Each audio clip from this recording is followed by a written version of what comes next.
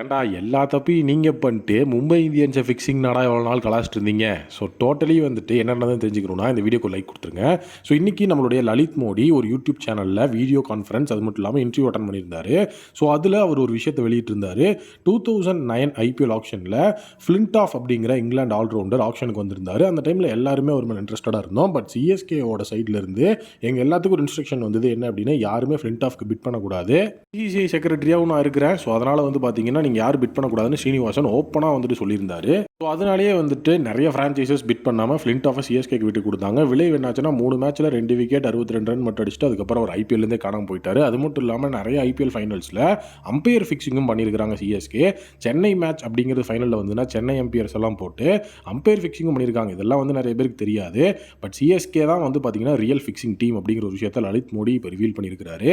இதை பற்றி நீங்கள் என்ன நினைக்கிறீங்க அப்படிங்கிறத கொஞ்சம் கமெண்ட்டில் சொல்லிட்டு போங்க.